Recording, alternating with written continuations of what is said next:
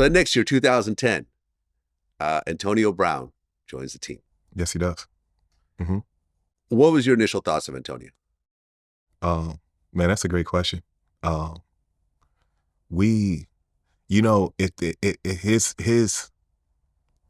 story is unique. Obviously, he shares it with Tom, being drafted in the 6th round.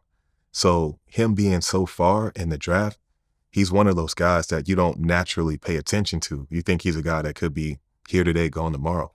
Right. But from the time he got in there, he stood out. Like we're in practice every day, and he's torching our number one corners, like our top guys, and we're like, is this practice or is this for real? Like, you don't naturally pay attention to a 6th rounder, but you noticed him, like when he's walking around, his focus, like his gaze, his stare. When somebody's speaking, it's kind of like, I was gonna say like how you are now. Like when somebody's speaking, he's really listening. You can feel him taking that in. And for a young guy, that's a like distinguishable, like noticeable trait. Like he pays attention. You would always find him soaking in wisdom. You'd find him around Hines Ward. I'd see him around me. I'm not gonna lie. That's why I knew he's a pretty smart dude. When I looked up one day, he was like one step to my right, like one step behind me, paying attention. Well, I was like, okay, like you a smart guy. You finding those guys. He was trying to learn from the onset, from the beginning. So he's early thoughts. He was very intelligent, like a sponge, very focused, very driven.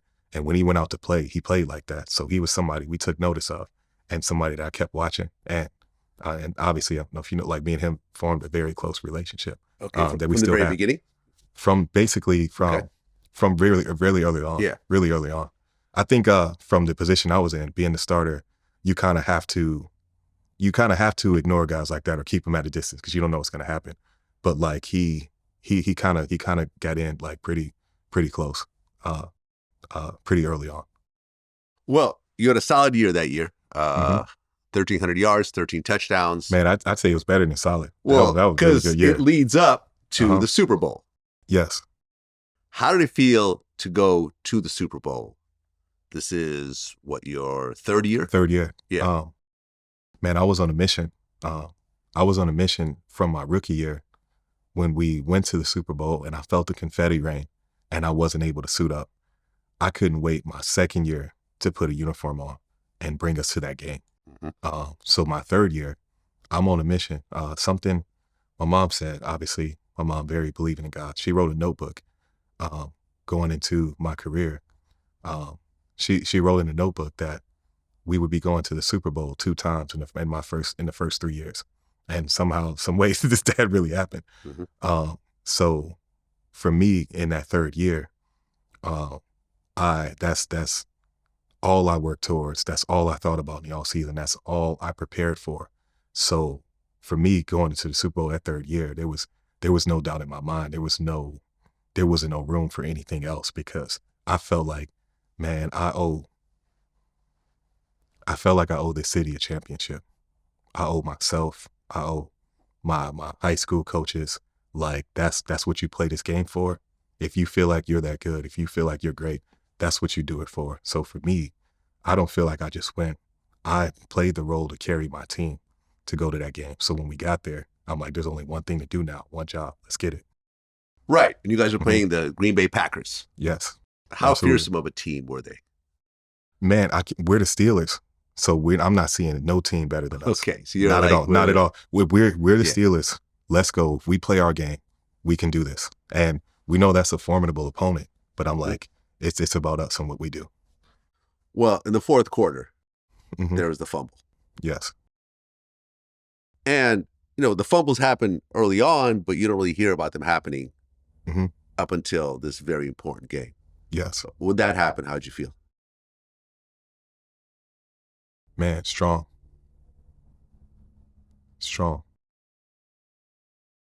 When that happened, it's the first play of the fourth quarter. We still have a whole game to play. I'm ready to come out here and kill them. It's not over. So the play that's called, so the full feeling, it's kind of like in that game we had some success in the run. We were having pretty good success in the run throughout that game. we were a little bit pass heavy. It was kind of feeling like, a quarterback, Ben, and the receivers, they were really close to finding each other. We hadn't gotten there yet, but we wanted to keep giving him opportunities, keep giving them opportunities to find each other. But when we had a drive that was all on the ground, 50 yards, and I put the final touchdown on the board, the 8-yard run. So when we got to this point, we're down by 4. We got to drive. Okay, we know what we want to do. We want to put it on the ground. So when I heard the call, it was 34 apart. And I remember hearing that, and it was kind of like in the movies, like when they got that one more job to do. You know what I'm saying? It's like, is this just, when I heard it, I was like, man, we had run part that I felt him. He was trying to, like, our OC, Brie, he was trying to kill him. Let's do him right now. I heard that call. I'm like, man, we've run 34 part a bit this game, but fuck it. Let's do it. Let's go. This is our bread and butter. Let's make this work. So I get in my stance to line up, and in my mind, there's only one thing. Every play in my mind is a touchdown until proven otherwise. So, okay, got to make this go. We're going to make this work. The next thing I know, after the handoff, ball's in the air. And that was like one of the lowest feelings. I'm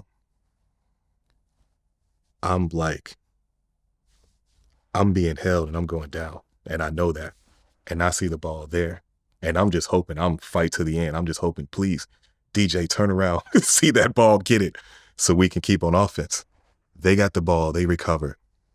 I know I lost that ball. When I stood up, you got 2 choices. And that's why I said strong. I felt like in the stadium, it felt like the whole stadium. When I'm running off the field, it felt like the entire stadium. And even stadiums beyond that. I'm like, why is there so many stadiums? Because it's the Super Bowl. Everybody's watching. Mm-hmm. And you can feel that. You can feel that energy. For all the stadiums watching, I'm running off the field. The defense is running on the field. And the entire arena could easily feel like, damn, what just happened was really bad, and it's my fault. I run off the field, and there's one person waiting on me. It's our running back coach, Kirby Wilson. I get to him, and the entire runoff, kept my head up, kept my steed up, kept myself ready to go, because I know one thing, and it's the same thing he asked me. He says, Rashard, was there anything you could have done on that play? I said, no, coach. I couldn't. It's nothing I could have done. He said, yes, I know. Slapped me on the head, slapped me on the ass. I went back to the bench, and I'm just ready to get another opportunity to kill them. Because for the way that play went down, we lose a shade. We don't touch the end on the edge. Like, that's the worst circumstance that can happen. And then the worst thing that can happen is me lose the ball, me be separated from the ball. Did. But I remained strong. I kept my head up in that moment because we still got a game to play. We still got a game to win. And that hasn't changed my desire, my fuel, my fire to go out there and play and win to this day. And I still feel like that to this day. Yeah. Well, you guys lose 31-25. I didn't let that moment take me down and bring me down. You guys lose 31-25. Close game. Yes. One touchdown would have put it the other way. Absolutely. With the extra point, of course. Yeah. We still got to get that touchdown. That play could have been that touchdown. Yeah. That's how you call that play. I'm about to break through here and score. Right. Something else happens. So every play, it's just like that in the NFL. And it's very much a team sport.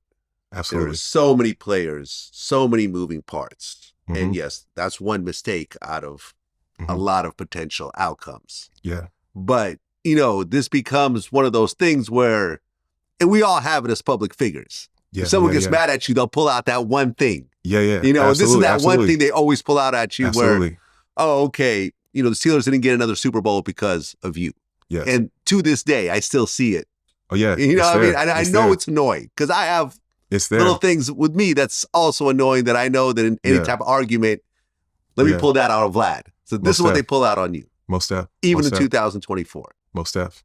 And I'm sorry that you have to go through it. But ultimately, we all decide to be public figures in our own way. Yes. And it's not always, all good all the way. There's always going to be some downsides. And this is just becomes part of our history. And this is part of your history. Absolutely. There's something my partner, friend said, Stephen Levinson, the last time I visited with him, he said, isn't that the price or the cost of being a professional athlete?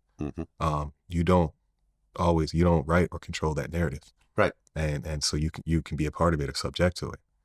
And I thought that was very poignant what he said. But to something you said, and this is which would be seen as torment, but it's not torment for me. Something you said, which is implied, is like a mistake.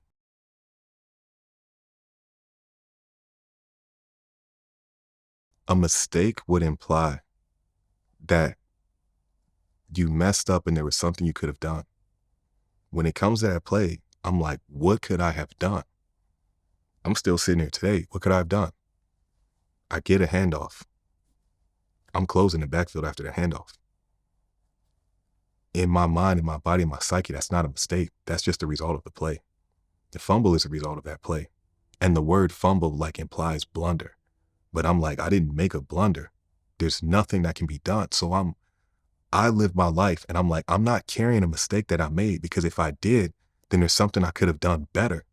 I couldn't have held the ball any better. I got the handoff like I always do. I couldn't have made another decision. This play is closed.